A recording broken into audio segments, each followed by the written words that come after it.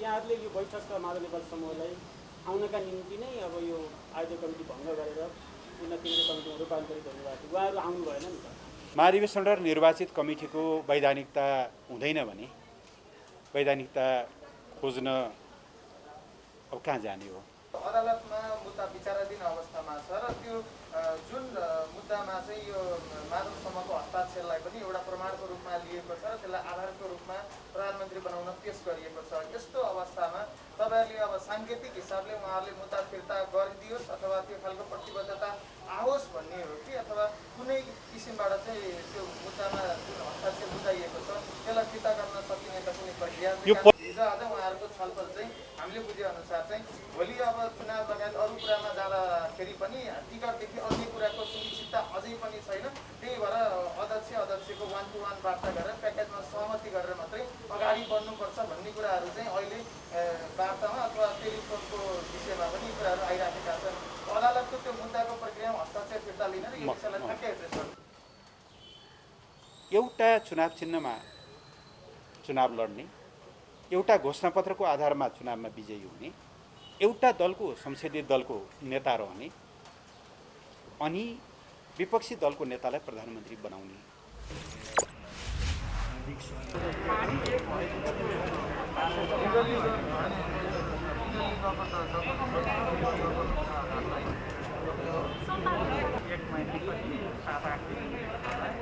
केन्द्रीय कमिटीको परिचय पत्र खोजेर ल्याइदिनु होला तपाईँलाई। नेकपा एमाले केन्द्रीय कमिटीको 13औं बैठक भर्खरै सम्पन्न भएको छ।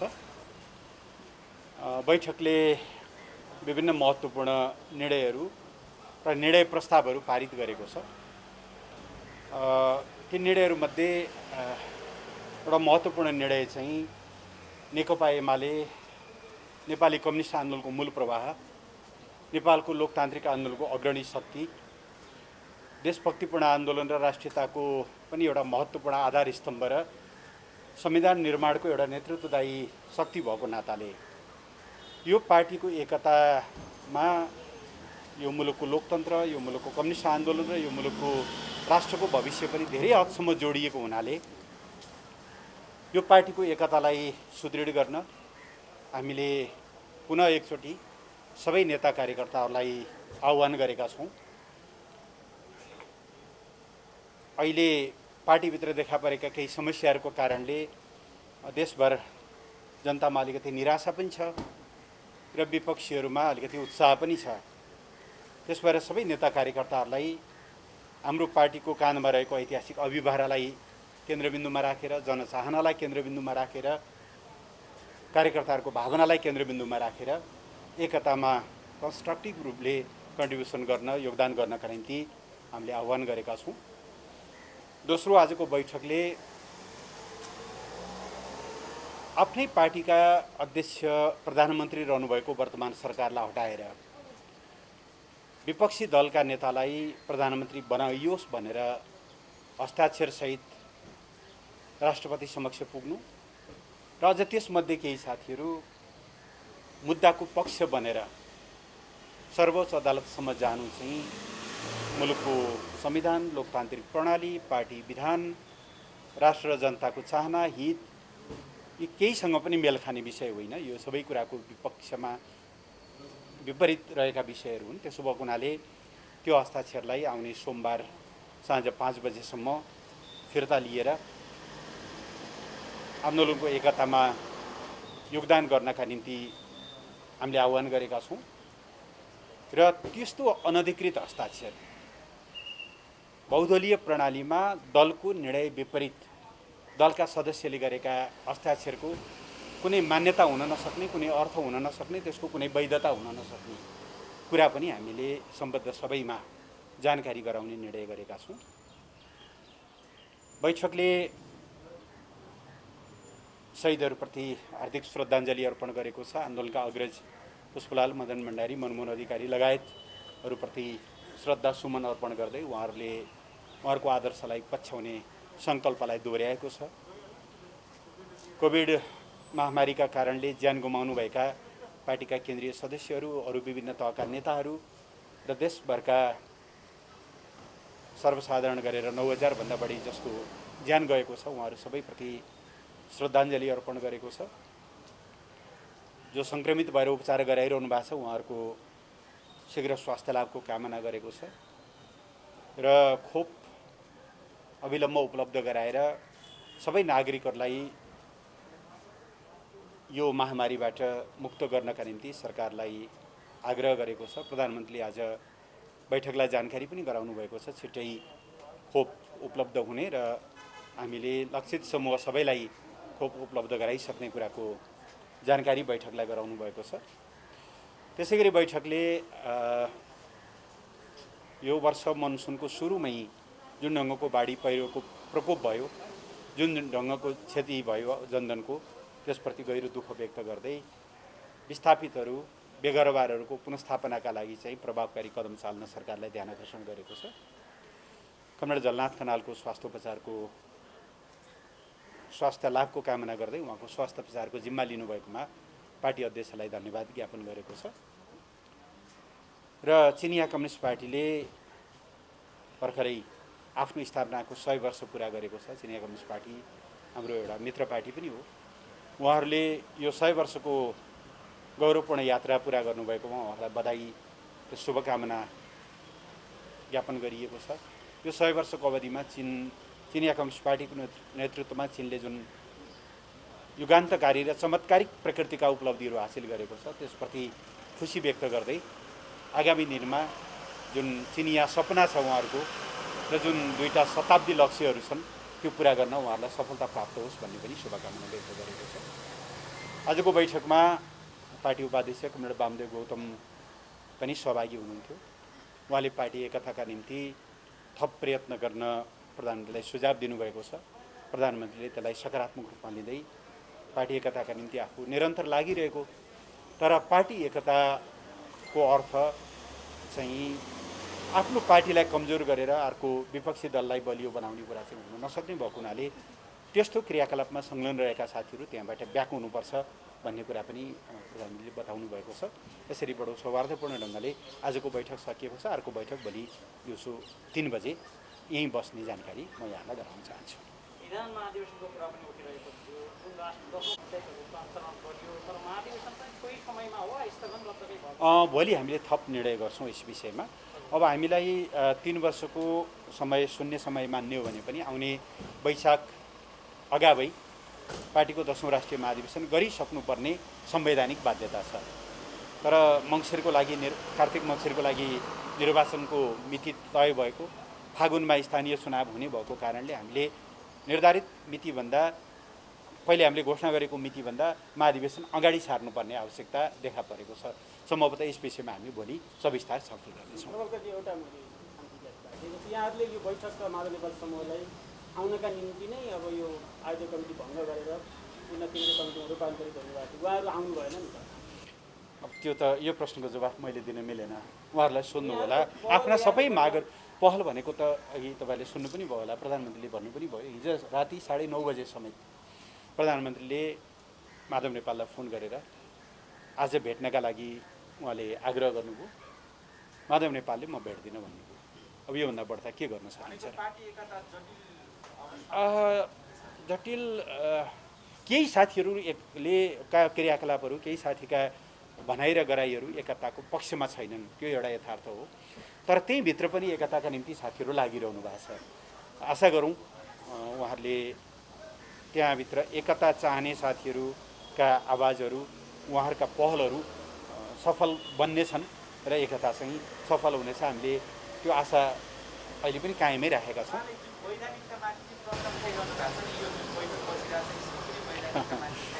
महाधिवेशन र निर्वाचित कमिटीको वैधानिकता हुँदैन भने वैधानिकता खोज्न अब कहाँ जाने हो? त्यो उहाँहरूको त्यसो भनिरहँदा उहाँहरूको एउटा आग्रह मात्रै झल्किन्छ त्यसमा। महाधिवेशन एउटा निर्वाचित कमिटी हो र यसको बैठकहरू सबै विधिसम्मत, वैध र एकमात्र आधिकारिक बैठकहरू यिनीहरू नै हुन्। यो हस्ताक्षर फिर्ताको चाहिँ नि एउटा शर्त राख्नु भएको रहेछ। समस्या समाधान भएर पार्टी एक भयो भने त्यो हस्ताक्षरको के अर्थ हुन्छ? यस्तो हो, तपाईँ आफै एकछिन कल्पना गर्नुहोस्। तपाईँ कुन मिडियासँग हुनुहुन्छ थाहा छैन। एकैछिन हजुर, तपाईँ एउटा मिडियासँग आबद्ध हुनुहुन्छ, त्यहाँ बसेको साथीले तपाईँका रिपोर्टरहरूले दिएका सबै रिपोर्टहरू फुरुफुरु अर्को कुनै जससँग तपाईँको एकदम तीव्र प्रतिस्पर्धा छ, न्युजहरू फुरुफुरु उता फिड गरिदिनुहुन्छ भने तपाईँको व्यवस्थापनको त्यो मिडिया हाउसको के प्रतिक्रिया हुन्छ? भेरी सिम्पल कुरा हो नि यो त। त्यसरी यसमा धेरै तर्क आवश्यक छ जस्तो लाग्दैन यहाँले? मेरो दुईवटा प्रश्न छ यहाँलाई। जस्तो अदालतमा मुद्दा विचाराधीन अवस्थामा छ र त्यो जुन मुद्दामा चाहिँ यो माधव शर्माको हस्ताक्षरलाई पनि एउटा प्रमाणको रूपमा लिएको छ र त्यसलाई आधारको रूपमा प्रधानमन्त्री बनाउन पेश गरिएको छ। यस्तो अवस्थामा तपाईँहरूले अब साङ्केतिक हिसाबले उहाँहरूले मुद्दा फिर्ता गरिदियोस् अथवा त्यो खालको प्रतिबद्धता आओस् भन्ने हो कि अथवा कुनै किसिमबाट चाहिँ त्यो मुद्दामा जुन हस्ताक्षर बुझाइएको छ त्यसलाई फिर्ता गर्न सकिने त कुनै प्रक्रिया? यो पोलिटिकल कुरा हो, यो पोलिटिकल कुरा। एउटा प्रश्न यो भयो। अर्को प्रश्न, जस्तो अब पार्टी एकताका लागि आह्वान त भनिएको छ, उहाँहरूले समानान्तर कमिटीहरू बनाइराख्नु भएको छ। त्यही क्रममा यता संस्थापन पक्षबाट पनि ती कमिटीहरूमा अध्यक्ष उपाध्यक्ष लगायत जति पनि जनवर्गीय सङ्गठन छन् ती समानान्तर कमिटीहरू छन्। तिनमा के हुने भन्ने कुरामा चाहिँ उतातिर अनियलता देखिन्छ। र अर्को चाहिँ हिजो आज उहाँहरूको छलफल चाहिँ हामीले बुझेअनुसार चाहिँ भोलि अब चुनाव लगायत अरू कुरामा जाँदाखेरि पनि टिकटदेखि अन्य कुराको सुनिश्चितता अझै पनि छैन। त्यही भएर अध्यक्षको 1-to-1 वार्ता गरेर प्याकेजमा सहमति गरेर मात्रै अगाडि बढ्नुपर्छ भन्ने कुराहरू चाहिँ अहिले वार्तामा अथवा टेलिफोनको विषयमा पनि कुराहरू आइराखेका छन्। अदालतको त्यो मुद्दाको प्रक्रियामा हस्ताक्षर फिर्ता लिन र यो विषयलाई ठ्याक्कै एड्रेस गर्नु। पहिलो कुरा, हस्ताक्षर फिर्ता लिनुहोस् भन्ने पार्टीको निर्देशन चाहिँ मूलत राजनीतिक निर्णय हो। पहिलो कुरा त त्यो हस्ताक्षर त्यसरी जाने कुरा बिल्कुल संविधानको बरखिलाफ, मुलुकको राजनीतिक दल सञ्चालन सम्बन्धी हाम्रो प्रणालीको बरखिलाफ छ। किनभने यो व्यवस्थाको आधारशिला भनेकै बहुदलीय प्रतिस्पर्धात्मक लोकतान्त्रिक प्रणाली हो। तपाईँले संविधानको प्रिएम्बलमा हेर्नुभयो भने, प्रस्तावना हेर्नुभयो भने हाम्रो देशको प्रणाली के हो त भन्दा बहुदलीय लोकतान्त्रिक प्रतिस्पर्धात्मक प्रणाली। यो लोकतन्त्रका यो प्रणालीका आधार दलहरू, एउटा चुनाव चिन्हमा चुनाव लड्ने, एउटा घोषणापत्रको आधारमा चुनावमा विजयी हुने, एउटा दलको संसदीय दलको नेता रहने अनि विपक्षी दलको नेतालाई प्रधानमन्त्री बनाउन हस्ताक्षर प्रयोग गर्ने। मलाई एउटा मात्रै उदाहरण दिनु होला, दुनियाँमा कोही कम्युनिस्ट सिस्टममा त कुरै छोडिदिनुहोस्, बुर्जुवाहरूमा पनि 53 सालमा एकचोटि राप्रपामा यस्तो चलेको थियो। तर राप्रपाको के थियो भने, राप्रपाको त्यति बेला सायद 19 या 20 जना थिए। उहाँहरूमध्ये केही लोकेन्द्रबहादुर चन्दलाई प्रधानमन्त्री बनाउन, केही चाहिँ सूर्यबहादुर थापालाई बनाउन, आफ्नै पार्टीका 2 जना प्रधानमन्त्री बनाउनुका निम्ति यताउता गरेको त देखिएको थियो। तर प्रमुख विपक्षी दललाई प्रधानमन्त्री बनाउन हिँडेको यस्तो उदाहरण नेपालमा त छैन नै। मलाई लाग्छ लोकतान्त्रिक प्रणालीमा कुनै पनि हुँदैन। त्यसकारणले यो बिल्कुल असङ्गत छ, गलत छ। त्यसकारणले यो फिर्ता भनेको पोलिटिकल्ली आफूलाई त्यसबाट डिसएसोसिएटेड गर्नुहोस्, असंलग्न गर्नुहोस् भनेको हो। त्यसले मुद्दालाई के फरक पर्छ पर्दैन त्यससँग हाम्रो कुरा भएन। मुद्दाका आफ्ना प्रक्रियाहरू हुन्छन्। तर त्यस्तो हस्ताक्षरलाई मान्यता दिन पनि सकिँदैन, त्यस्तो हस्ताक्षर वैध पनि हुन सक्दैन। र नेकपा एमालेको नेता भएर त्यो हस्ताक्षरसँग आफू जोडिरहन मिल्दैन। पार्टीको भनाइ यो हो, पहिलो कुरा। दोस्रो, तलका कमिटीहरूको के हुन्छ भन्ने यहाँको जाँचमा जिज्ञासा छ। जेठ 23 गते पार्टी अध्यक्षले जुन एउटा अपिल गर्नुभएको छ, आह्वान गर्नुभएको छ पार्टी एकताका लागि, मूल रूपमा एकता हुँदा जनसङ्गठनहरू र मातहतका कमिटीहरू पनि पूर्ववत संरचनामा फर्किन्छन् आम रूपमा। कहीँ कतै अब एक्सेप्सनहरू हुन सक्लान्, कहीँ छलफल गर्नुपर्नेहरू हुन सक्लान्। एकता हुँदा यी सबै विषयहरू तपसिलका हुन्। एकताको हिसाबले हामी अगाडि बढ्छौँ भन्ने आग्रह। तपाईँले केही सोध्दै हुनुहुन्थ्यो? एकैछिन लगभग 14 घन्टा बहस गरिसक्नु भयो। आज सकेर हामी यता आउँदैछौँ होइन। सहमति पक्षबाट टोटली अब 7 घन्टा मात्र बाँकी छ बहसको समय। त्यो हिसाबले हेर्दा सोमबार बेलुकासम्म आउँछ कि भन्ने एउटा एक खालको कल्पना भनौँ न, आउँछ कि भन्ने यहाँहरूले पनि 5 दिनसम्मको समय दिनु भएको छ। उहाँहरूले विगत क्षणको निर्णय गलत थियो भनेर आफ्नो आलोचना गर्नुहोस् भन्ने राजनीतिक एउटा माग र यहाँहरूले हस्ताक्षर फिर्ता लिनुहोस् भन्ने एउटा राजनीतिक माग उस्ता उस्तै जस्तो देखियो। हुँदैन। त्यो दुईवटा बिल्कुल फरक कुरा हो। दुईवटा फरक के हो भने, प्रतिनिधि सभा विघटन, अझै यसचोटिको प्रतिनिधि सभा विघटन त त्यो ठाउँमा पुग्दा केपी शर्मा ओली या अरू कोही प्रधानमन्त्री भएको भए पनि धारा 5 उपधारा 5 अनुसारको प्रधानमन्त्री बन्न नसकेपछि या प्रधानमन्त्री दुईटा अप्सन छ तपाईँलाई थाहा छ। सरकार गठनको 76-5 अन्तिम त्यो दौडको अन्तिम लेग हो, इन्जुरी टाइम हो भन्नुहोस् न। अहिलेको फुटबल चलिरहेको बेलामा त्यो इन्जुरी टाइम हो। इन्जुरी टाइममा सरकार बन्न नसकेपछि या प्रधानमन्त्री नियुक्त हुन नसकेपछि या नियुक्त भएको प्रधानमन्त्री 30 दिनभित्र विश्वासको मत प्राप्त गर्न नसकेपछि 76-5बाट जाने भनेको 76-7मै हो। त्यस कारणले गर्दा त्यहाँ जो कोही भएको भए पनि प्रतिनिधि सभाको नियति यही हुन्थ्यो, किनभने प्रतिनिधि सभाले आफ्नो जुन एउटा सान्दर्भिकता हो, प्रतिनिधि सभाको पहिलो काम भनेकै संसदको पहिलो काम भनेकै सरकार दिने हो नि त। भएको सरकारलाई विश्वासको मत पनि दिँदैन, वैकल्पिक सरकार पनि दिन सक्दैन भनेपछि त्यो स्वतः विघटनको जस्तो अवस्थामा पुगेको एउटा। त्यस कारणले यो दुईटा तुलनायोग्य विषय हो। प्रधानमन्त्रीले एउटा अवस्थामा प्रतिनिधि सभा विघटन गर्नुभयो, एउटा दलको नेताबाट निर्वाचित एउटा दलबाट निर्वाचित नेताहरूले अर्को दलको त्यो पनि विपक्षी दलको नेतालाई प्रधानमन्त्री बनाउन हस्ताक्षर गर्नु, दुईटा तुलना हुँदैनन्। अब अदालत आफ्नो प्रोसेसमा छ। हामीले यो 3 दिनको समय राखिएको भनेको त्यस दिन बहस सकिन्छ, त्यसै दिन फैसला आउँछ भन्ने हिसाबले होइन।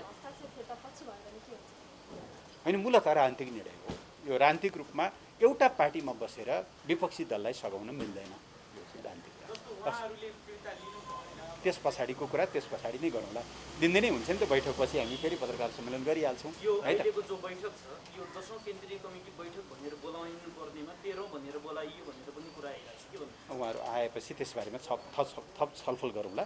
फागुनमा र चैतको सुरुमा हामीले केही बैठकहरू गरेका थियौँ, त्यसैको निरन्तरता हो। Thank you.